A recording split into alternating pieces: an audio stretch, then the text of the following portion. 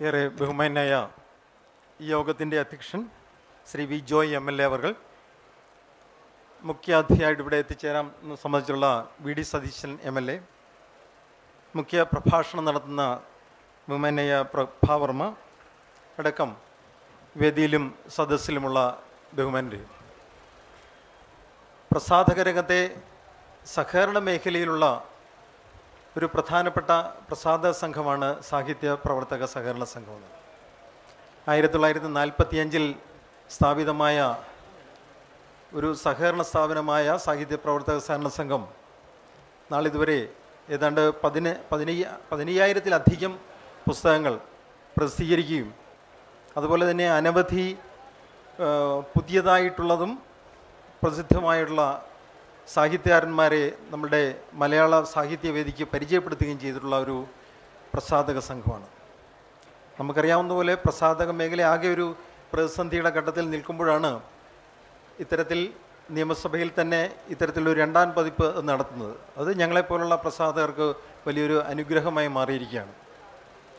ഇത്തരത്തിലുള്ള സാഹിത്യകാരന്മാരെ പരിചയപ്പെടുന്നതോടൊപ്പം തന്നെ അനവധി വേൾഡ് ക്ലാസിക്കുകൾ ഉൾപ്പെടെയുള്ള പുസ്തകങ്ങൾ മലയാളത്തിലേക്ക് പരിഭാഷപ്പെടുത്തി അതും മലയാളികൾക്ക് പരിചയപ്പെടുത്തുക എന്നുള്ളത് ഞങ്ങളെ സംബന്ധിച്ച് ഞങ്ങൾ അഭിമാനത്തോടെ ഓർക്കുന്നൊരു കാര്യമാണ്.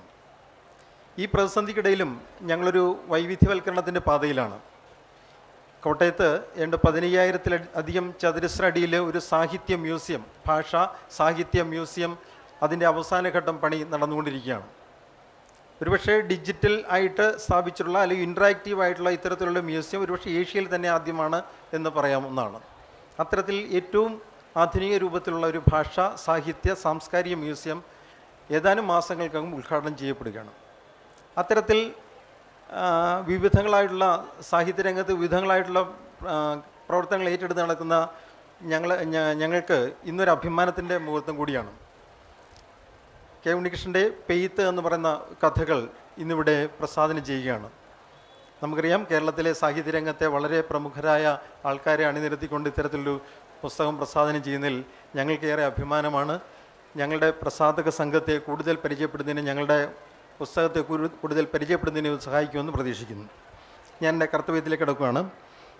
ഇന്നിവിടെ യോഗത്തിന് അധ്യക്ഷനായിട്ടിരിക്കുന്നത് പ്രമുഖ സഹകാരിയും MLA-യും സാംസ്കാരിക പ്രവർത്തനം പ്രഭാഷകനും ഒക്കെ ആയിട്ടുള്ള വി ജോയ് MLA അവർകളാണ്.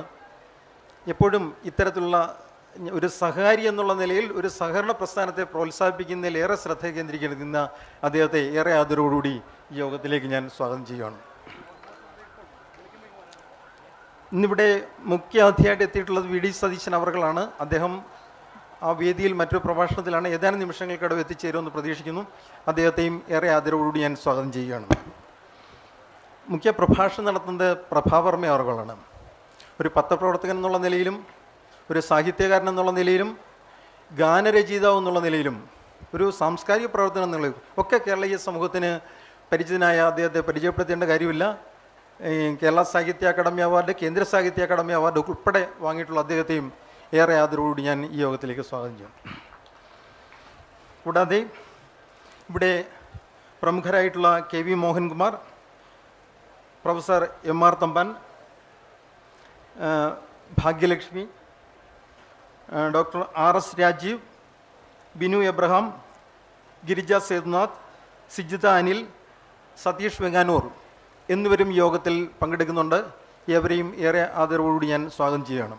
ഒപ്പം ഞങ്ങളുടെ പ്രസാധക സംഘത്തെ, ഞങ്ങളുടെ പുസ്തകങ്ങളെ ഏറ്റവും സ്നേഹിക്കുകയും ഞങ്ങളെയൊക്കെ പ്രോത്സാഹിപ്പിക്കുകയും ചെയ്യുന്ന നിങ്ങൾ ഓരോരുത്തർക്കും നിങ്ങൾ ഓരോരുത്തരെയും സ്വാഗതം ചെയ്തുകൊണ്ട് ഞാൻ നിർത്തുന്നു. നന്ദി, നമസ്കാരം.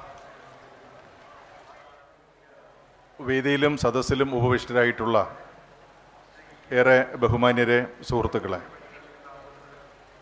ഇവിടെ സ്വാഗത പ്രാസംഗികൻ സൂചിപ്പിച്ചതുപോലെ ശ്രീ ഉണ്ണികൃഷ്ണൻ്റെ പെയ്ത്ത് എന്ന പുസ്തകത്തിൻ്റെ പ്രകാശന കർമ്മമാണ് ഇവിടെ നിർവഹിക്കാൻ വേണ്ടിയിട്ട് പോകുന്നത്.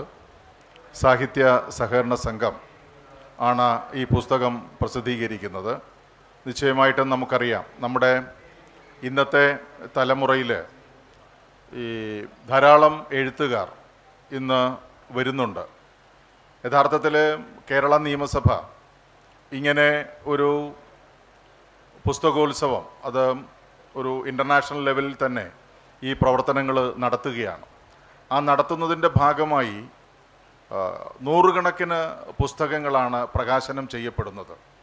ധാരാളം ആളുകൾ എഴുതുകയും അത് പ്രസിദ്ധീകരിക്കാൻ പറ്റാതിരിക്കുകയും ഒക്കെ ചെയ്യുന്ന നിരവധി സന്ദർഭങ്ങളുണ്ട്.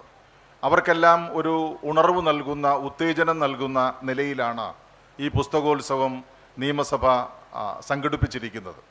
അതിൻ്റെ ഒരു സെക്കൻഡ് എഡിഷനാണ് ഇപ്പോൾ നടക്കുന്നത്. വരുംകാലങ്ങളിൽ കൂടുതൽ വിപുലീകരണത്തോടു കൂടി നമുക്കത് നടത്താൻ വേണ്ടിയിട്ട് സാധിക്കും. പെയ്ത്ത് എന്ന പുസ്തകത്തെ സംബന്ധിച്ച് ഇവിടെ അത് വിശദീകരിച്ചുകൊണ്ട് ബഹുമാന്യരായിട്ടുള്ള പ്രഭാവർമ്മ സാർ അടക്കമുള്ള ആളുകൾ അത് കൂടുതലായിട്ട് സൂചിപ്പിക്കും.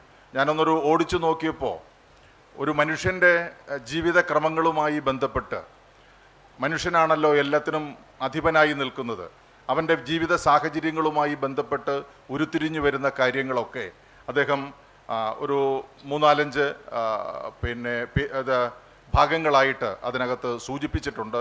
അത് വളരെ നമുക്ക് വായിക്കാൻ എപ്പോഴും ഒരു തുടർവായനയ്ക്ക് ഉതകുന്ന തരത്തിലാണ് അദ്ദേഹത്തിൻ്റെ രചന വന്നിട്ടുള്ളത്. ഞാനതിൻ്റെ മറ്റു കാര്യങ്ങളിലേക്കൊന്നും കടക്കുന്നില്ല. നേരിട്ട് മുഖ്യ പ്രഭാഷണത്തിന് മുമ്പ് ആ പുസ്തകം പ്രകാശനം ചെയ്യും. പ്രകാശനം ചെയ്തുകൊണ്ട് മുഖ്യ പ്രഭാഷണം നടത്തുന്നതിന് ബഹുമാനായിട്ടുള്ള പ്രഭാവർമ്മ അവരുകളെ ക്ഷണിക്കുകയാണ്.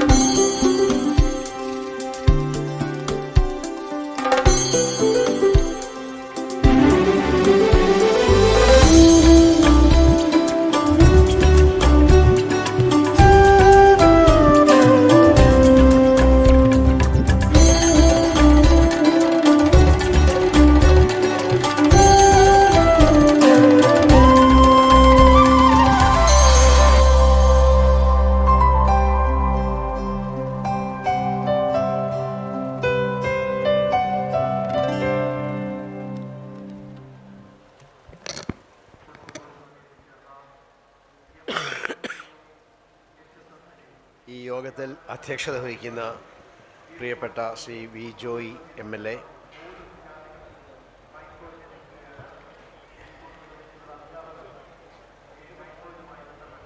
പ്രിയപ്പെട്ട സുഹൃത്തുക്കളായ ശ്രീ KV മോഹൻകുമാർ, MR തമ്പാൻ അവർകൾ, Shrimati Bhagyalakshmi, doctor RS Rajeev, Vinu Abraham, Girija Sethunath, Sreekantan Karikkakam, Sajitha Anil, Satheesh Venganoor, എല്ലാത്തിനും ഉപരിയായി പ്രിയപ്പെട്ട K ഉണ്ണികൃഷ്ണൻ. ഈ കഥ എഴുതിയിട്ടുള്ളത് നിങ്ങൾക്കെല്ലാം അറിയാവുന്നതുപോലെ ശ്രീ ഉണ്ണികൃഷ്ണനാണ്. ഉണ്ണികൃഷ്ണൻ്റെ ഈ പുസ്തകവുമായി ഇതിൻ്റെ പ്രാരംഭഘട്ടത്തിൽ തന്നെ ഈ വിധത്തിൽ സഹകരിക്കാൻ കഴിയുന്നു എന്നതിൽ എനിക്ക് വ്യക്തിപരമായുള്ള സന്തോഷം, ചാരിതാർത്ഥ്യം അത് ആമുഖമായി തന്നെ അറിയിക്കുകയാണ്. കഥകളുടെ ഒരു സമാഹാരമാണിത്. നമുക്കാകട്ടെ കഥകൾ കേട്ട് വളർന്ന ഒരു ബാല്യം പശ്ചാത്തലമായി തന്നെയുണ്ട്. ബാല്യം എന്ന് പറഞ്ഞാൽ പോരാ, അതിനും അപ്പുറത്ത് ശൈശവം തന്നെ പശ്ചാത്തലമായിട്ടുണ്ട്. കഥയമമ കഥയമമ കഥകളതി സാദരം കാകുൽസ്ഥലീലകൾ കേട്ടാൽ മതിവരാ എന്നൊക്കെ നമ്മൾ കേട്ടിട്ടുണ്ട്. നമുക്കറിയാം വളരെ ചെറുപ്പത്തിൽ തന്നെ. കുഞ്ഞായിരിക്കുമ്പോൾ തന്നെ കഥയമമ എന്ന് കേട്ട ഒരു ശീലമാണ് നമുക്കുള്ളത്. എന്നോട് കഥകൾ പറയൂ എന്നാണ്. ഉറങ്ങാൻ കഥകൾ വേണമായിരുന്നു കുഞ്ഞായിരുന്നപ്പോൾ. പിന്നീടൊരു ഘട്ടമായപ്പോഴേക്ക് ഉണരാനും കഥകൾ വേണം എന്നൊരു നിലയായി. നമ്മുടെ മനസ്സിനെ ഉണർത്തുന്ന, നമ്മുടെ ബോധത്തെ ഉണർത്തുന്ന, നമ്മുടെ സമൂഹത്തിൻ്റെ മനസ്സാക്ഷിയെ ഉണർത്തുന്ന കഥകളുണ്ട്. മയക്കിക്കിടത്തുന്ന കഥകളുമുണ്ട്. എന്നാൽ ഉറക്കുപാട്ടാവുന്ന വിധത്തിലുള്ളതല്ല, ഉണർത്തുപാട്ടാവുന്ന വിധത്തിലുള്ളതാണ് സമൂഹത്തിന് കൂടുതൽ പ്രിയങ്കരമാവുന്നത്. ശ്രീ K ഉണ്ണികൃഷ്ണൻ്റെ കഥകൾ പൊതുവിൽ തന്നെ നമ്മുടെ സമൂഹത്തെ ഉണർത്തുന്ന വിധത്തിലുള്ള കഥകളാണ്. ഏത് വിധത്തിലാണ് ഉണർത്തുന്നത്? നമ്മുടെ സാമൂഹിക ജീവിതം, ആ സാമൂഹിക ജീവിതത്തിന് നേർക്ക് ഒരു പുതിയ കണ്ണാടി പിടിച്ചുകൊണ്ട് ഈ സാമൂഹ്യ ജീവിതം ഏത് വിധത്തിലാണ് എന്നത് നമ്മെ തന്നെ ബോധ്യപ്പെടുത്തുന്ന ഒരു പ്രക്രിയയിലൂടെ ആണ് ഉണർത്തുന്നത്. നമുക്ക് പലപ്പോഴും ഓർമ്മിക്കാൻ കഴിയില്ല ഈ സമൂഹം ഏതൊക്കെ വിധത്തിലാണ് ഇങ്ങനെയൊക്കെ ആയിത്തീർന്നത് എന്നത്. എന്നാൽ ഈ സമൂഹത്തിൽ നിലനിൽക്കുന്ന വൈരുദ്ധ്യങ്ങൾ അത് ഏതൊക്കെ വിധത്തിലാണ് നമ്മളുടെ വ്യക്തിജീവിതത്തെ വരെ സ്വാധീനിക്കുന്നത് എന്നുള്ളതിനെക്കുറിച്ച് ഉള്ള ഓർമ്മയും നമുക്ക് പലപ്പോഴും ഉണ്ടാവാറില്ല. എന്നാൽ ഈ സമൂഹത്തിൽ ഒരുപാട് വൈരുദ്ധ്യങ്ങൾ നിലനിൽക്കുന്നു എന്ന് നമുക്കറിയാം. ബൈനറി ഓപ്പോസിറ്റ്സ് എന്ന് പറയും. ബൈനറി ഓപ്പോസിറ്റ്സ് എന്ന് പറഞ്ഞാൽ പ്രത്യക്ഷത്തിലൊരു ദ്വന്ദ്വാത്മകത രണ്ടിനും ഇടയിൽ ഉണ്ടാകും. എന്നാൽ ദ്വന്ദ്വാത്മകതയെ മറികടന്ന് നിൽക്കുന്ന വിധത്തിലുള്ള വലിയ ഒരു വൈരുദ്ധ്യവും ഉണ്ടാകും. പക്ഷേ ഈ വൈരുദ്ധ്യത്തെ ഈ ദ്വന്ദ്വാത്മകത അങ്ങ് മറച്ചു കളയും. അതുകൊണ്ട് തന്നെ നമുക്ക് ഈ ബൈനറി ഓപ്പോസിറ്റ്സ് സമൂഹത്തിൽ എന്തൊക്കെ ഉണ്ട് എന്നുള്ളത് വേണ്ടത്ര മനസ്സിലാവാതെ പോകാറുണ്ട് പലപ്പോഴും.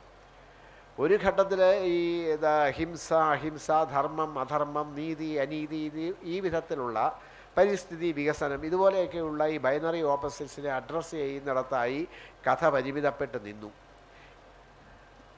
അങ്ങനെ പരിമിതപ്പെട്ട് നിന്നപ്പോഴും വളരെ ശ്രദ്ധേയമായി കഥകളൊക്കെ തന്നെ നമ്മളുടെ മനസ്സിലേക്ക് വന്നു പതിഞ്ഞു എന്നതാണ് സത്യം.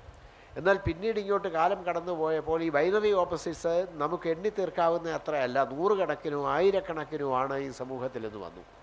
അങ്ങനെ വന്നപ്പോഴാകട്ടെ നമ്മുടെ കഥ എന്തൊക്കെയോ കാരണങ്ങളാൽ അങ്ങ് പരാങ്മുഖമായി പോയി ഈ ബൈനറി ഓപ്പോസിറ്റ്സിനെ അഡ്രസ്സ് ചെയ്യുന്ന കാര്യത്തിൽ.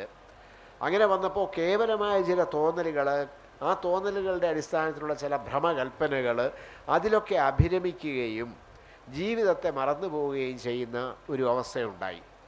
അങ്ങനെ ജീവിതത്തെ മറന്നു പോകുന്ന അവസ്ഥയുണ്ടായി. കേവലമായൊരു ഭാഷാശില്പം ഏത് വിധത്തിലാവണം എന്നതിനെക്കുറിച്ച് മാത്രം ചിന്തിക്കുന്ന ഒരു അവസ്ഥയുണ്ടായി. രൂപപരമായ ഭംഗി എന്നതിൽ ഒതുങ്ങി നിൽക്കുന്ന ഒരു അവസ്ഥയുണ്ടായി. അപ്പോൾ ഇതിൻ്റെ ഭാവതലം എന്നത് വിസ്മരിക്കപ്പെട്ടു. നമ്മുടെ സമൂഹത്തിൽ നിന്ന് കഥ വല്ലാതെ അകന്നുപോയി. കഥയും നോവലും ഒക്കെ അകന്നുപോയി. കഥയും നോവലും ഒക്കെ തന്നെ നമുക്ക് വളരെ കൃത്രിമമായിട്ടുണ്ടാക്കിയെടുക്കാൻ കഴിയുന്ന ഒന്നാണ് എന്ന് വന്നു. അതായത് ഈ ആർട്ടിഫിഷ്യൽ ഇൻ്റലിജൻസ് ഒക്കെ വരുന്നതിന് എത്രയോ മുമ്പ് തന്നെ നമ്മുടെ എഴുത്തുകാരുടെ ബൗദ്ധിക തലത്തിൽ ഈ വിധത്തിലുള്ള ഒരു ആർട്ടിഫിഷ്യൽ ഇൻ്റലിജൻസ് ഉണ്ടായി എന്ന് കാണാൻ വിഷമമില്ല. അങ്ങനെ ഒരു ആർട്ടിഫിഷ്യൽ ഇൻ്റലിജൻസ് ഉണ്ടായപ്പോഴാണ് കഥയൊക്കെ വളരെ കൃത്രിമമായി ഉള്ള ഒരു അസംബ്ലിങ് ആണ് എന്ന് വന്നത്. അവിടെ നിന്ന് ചില ചേരുവകൾ എടുക്കുക, ഇവിടെ നിന്ന് ചില ഘടകങ്ങൾ എടുക്കുക, അപ്പുറത്ത് നിന്ന് മറ്റൊന്നെടുക്കുക, അതിനും അപ്പുറത്ത് നിന്ന് മറ്റൊന്നെടുക്കുക, ചരിത്ര പുസ്തകത്തിൽ നിന്ന് കുറച്ചെടുക്കുക, ഇൻ്റർനെറ്റിൽ നിന്ന് കുറച്ചെടുക്കുക, ഇങ്ങനെ നമുക്ക് അസംബ്ലി ചെയ്യാവുന്നതേ ഉള്ളൂ കഥ എന്ന ഒരു തലത്തിലേക്ക് നമ്മളെത്തി. അങ്ങനെ എത്തിയപ്പോൾ നമുക്ക് നഷ്ടപ്പെട്ടത് എന്താണ്? നമ്മുടെ മനസ്സുമായിട്ടുള്ള ബന്ധം, മണ്ണുമായിട്ടുള്ള ബന്ധം, മനുഷ്യനുമായിട്ടുള്ള ബന്ധം, ഇതെല്ലാം ഈ കഥയുടെ വികാസ ചരിത്രത്തിനിടയിൽ എവിടെയോ നഷ്ടപ്പെട്ടു. ഈ ഭാഷയുടേതായ സവിശേഷതകൾ മാത്രം ശ്രദ്ധിച്ചാൽ മതിയെന്നും ജീവിതത്തിൻ്റെ പൊള്ളുന്ന യാഥാർത്ഥ്യങ്ങൾ, ബ്ലാക്ക് ആൻഡ് വൈറ്റ് റിയാലിറ്റീസ് എന്നൊക്കെ പറയുന്നതൊന്നും നമ്മുടെ കഥയ്ക്ക് കാര്യമായി ഉൾക്കൊള്ളേണ്ടതില്ല എന്നും വരുന്ന ഒരു നിലയുണ്ടായി. അത് സത്യത്തിൽ കഥയുടെ വലിയൊരു അപജയമാണ്. ഞാൻ ചോദിക്കട്ടെ, ഈ കഥാരംഗത്ത് വളരെ വളരെ ഒരു പ്രഖ്യാപനത്തോടു കൂടി വന്ന ഒരു കഥയുണ്ട്. ചെങ്ങന്നൂർ വണ്ടി എന്നാണ് ആ കഥയുടെ പേര്. ചെങ്ങന്നൂർ വണ്ടി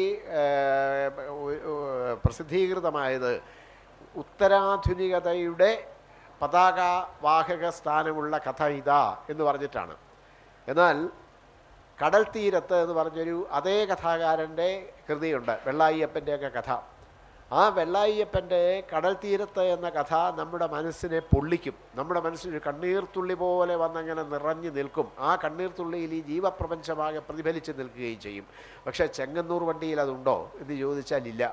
ആ വിഖ്യാതനായ കഥാകാരൻ തൻ്റെ കഥകളെല്ലാം ഇന്നെടുത്ത് ഇത് സമാഹരിച്ച് പ്രകാശനം ചെയ്യുന്നുവെങ്കിൽ ഒരുപക്ഷെ ചെങ്ങന്നൂർ വണ്ടി അതിൽ ഉൾപ്പെടുത്തുമായിരുന്നു പോലുമില്ല. പക്ഷേ നമ്മുടെ പത്രാധിപന്മാർക്ക് ഈ കഥ കാലത്തെ അതിജീവിക്കുന്നതല്ല എന്നത് മനസ്സിലായേ ഇല്ല എന്നുള്ളതാണ് സത്യം.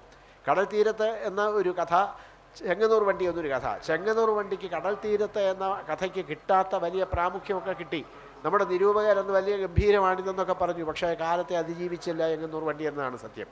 അപ്പോൾ മനുഷ്യനിൽ നിന്നകന്നു പോകുമ്പോൾ, മണ്ണിൽ നിന്നകന്നു പോകുമ്പോൾ, മനസ്സിൽ നിന്നകന്നു പോകുമ്പോൾ ഈ കഥകൾ മനുഷ്യന് ആവശ്യമില്ലാത്തതായിത്തീരുന്നു. അങ്ങനെ മനുഷ്യന് ആവശ്യമില്ലാത്ത തരത്തിലുള്ള കഥകൾ നമ്മുടെ സമൂഹത്തിലാകെ വ്യാപിച്ചുകൊണ്ടിരിക്കുമ്പോൾ ഇവിടെ ഇതാ ഒരു കഥാകൃത്ത് മണ്ണിൽ നിന്നുള്ള ജീവകണികകൾ എടുത്ത്, നമ്മുടെ സമൂഹത്തിൽ നിന്നുള്ള ഊർജ്ജ കണങ്ങൾ എടുത്ത്, നമ്മുടെ മനസ്സിൽ നിന്നുള്ള പ്രകാശരേണുകൾ എടുത്ത് കഥകൾ നെയ്യുന്നു.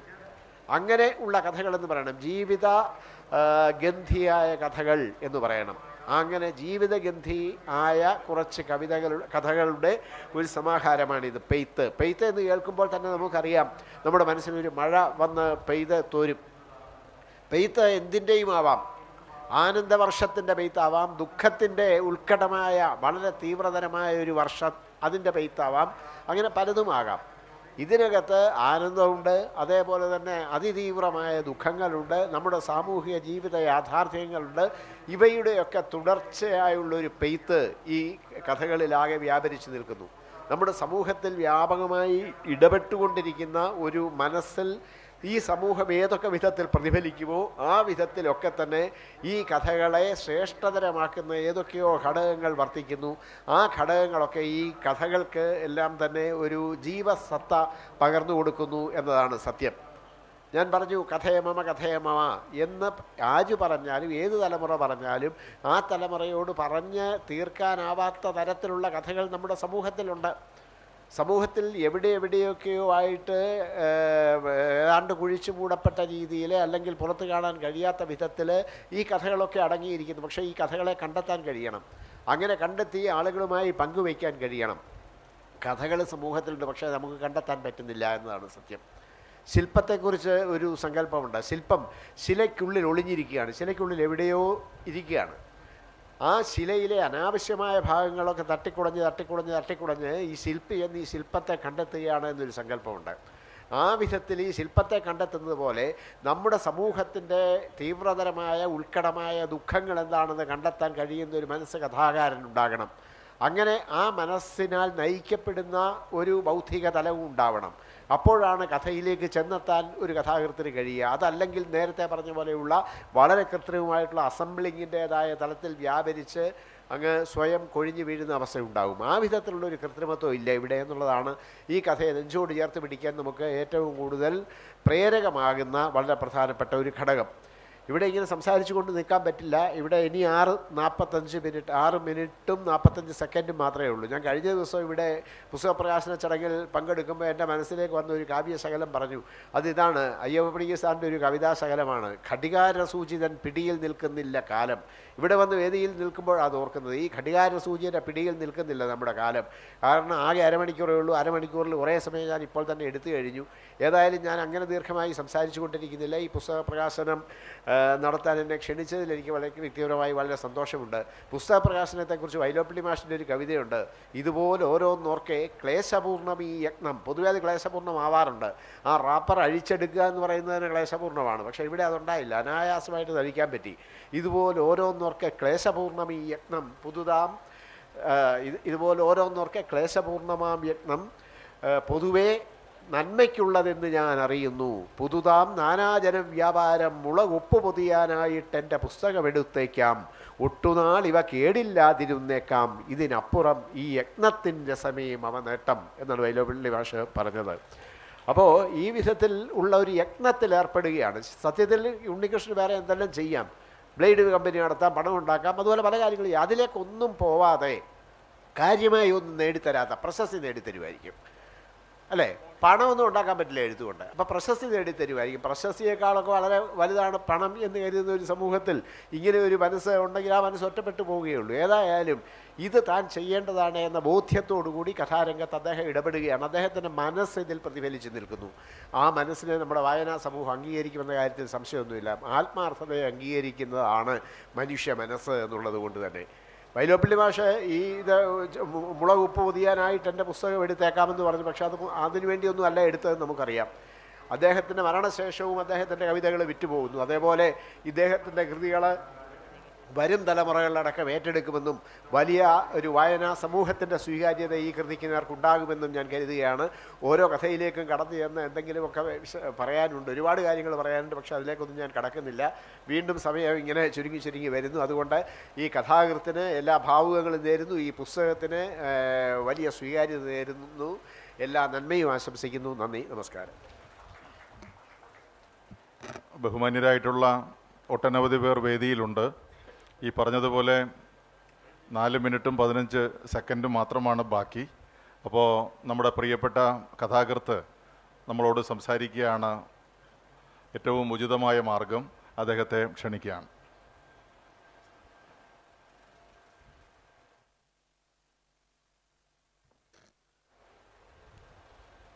ബഹുമാനപ്പെട്ട അധ്യക്ഷൻ പ്രിയങ്കരനായ ശ്രീ വി ജോയി MLA, മുഖ്യപ്രഭാഷണം നടത്തി പുസ്തകം പ്രകാശനം ചെയ്ത Shri Prabhavarma, Shri KV Mohankumar, professor MR Thampan, Bhagyalakshmi, doctor RS Rajeev sir, Vinu Abraham, Girija Sethunath, Sijitha Anil, Satheesh Venganoor, സ്വാഗതം പറഞ്ഞ SPCSൻ്റെ സെക്രട്ടറി സന്തോഷ്, പ്രിയമുള്ള സുഹൃത്തുക്കളെ, പെയ്ത്ത് ഏറ്റവും അഭിമാനകരമായ രീതിയിൽ ഇന്നിവിടെ പ്രകാശനം ചെയ്യപ്പെട്ടതിൽ വളരെയേറെ സന്തോഷമുണ്ട്. എന്നോട് നിങ്ങൾ കാണിച്ച സ്നേഹത്തിനും ഈ സഹകരണത്തിനുമുള്ള നന്ദിയും എൻ്റെ സ്നേഹവും ഞാൻ ഈ അവസരത്തിൽ പ്രകടിപ്പിക്കുകയാണ്. കൂടുതൽ പറയാൻ ഈ ടൈമർ അനുവദിക്കുന്നുമില്ല. വലിയ ടെൻഷനിലാണ്. നമ്മൾ വിവാഹം കഴിക്കാൻ താലി കെട്ടാൻ പോകുമ്പോൾ പോലും ഇത്രയും ടെൻഷൻ എടുക്കില്ല. ഈ ടൈമർ നോക്കി ഇരുന്നിരുന്ന് എന്ത് പറയണം എന്നുള്ള വല്ലാത്തൊരു ആവലാതിയിലാണ്. അപ്പോൾ കൂടുതൽ പറയുന്നില്ല. ഈ വായനാ വിപ്ലവത്തിൽ നമ്മുടെ അസംബ്ലിയിൽ ഇത് 2ാം എഡിഷനായിട്ട് നടക്കുന്ന കേരളത്തിൻ്റെ ഏറ്റവും വലിയ വായനാ വിപ്ലവത്തിൽ പെയ്ത്തും ഞാനും എനിക്കും സംവദിക്കാൻ കഴിഞ്ഞാലും ചർച്ചയായതിനുള്ള അതിയായ സന്തോഷം രേഖപ്പെടുത്തിക്കൊണ്ട് ഈ പരിപാടി വിജയിപ്പിക്കാൻ എന്നോടൊപ്പം ഇവിടെ എത്തിച്ചേർന്ന മുഴുവൻ ആൾക്കാർക്കും എല്ലാവർക്കും ഒരിക്കൽ കൂടി നന്ദി പഠിപ്പിച്ചിട്ടുണ്ട്. എൻ്റെ വാക്കുകൾ ഉപസംഹരിക്കുന്നു. നന്ദി, നമസ്കാരം. എൻ്റെ നന്ദി പെട്ടെന്ന് അവസാനിപ്പിച്ചുകൊണ്ട് ഭാഗ്യലക്ഷ്മി ചേച്ചിക്ക് ഒരു വാക്ക് നിങ്ങളോട് സംസാരിക്കണം. അതിന് ശേഷം നമുക്ക് ഈ രോഗം പിരിച്ചുവിടാവുന്നതാണ്.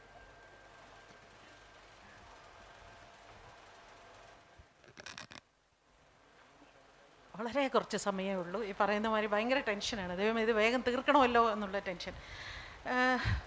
വായന അത് ജീവിതത്തിൽ എന്നും ഓരോ മനുഷ്യനും വളരെയധികം മാറ്റങ്ങൾ ഉണ്ടാക്കുന്ന ഒരു വിഷയം തന്നെയാണ്. അപ്പോൾ എന്നെ സംബന്ധിച്ചൊക്കെ എൻ്റെ ചെറുപ്പകാലത്ത് ഞാൻ ഏറ്റവും അധികം വായിച്ചിരുന്നത് തമിഴായിരുന്നു.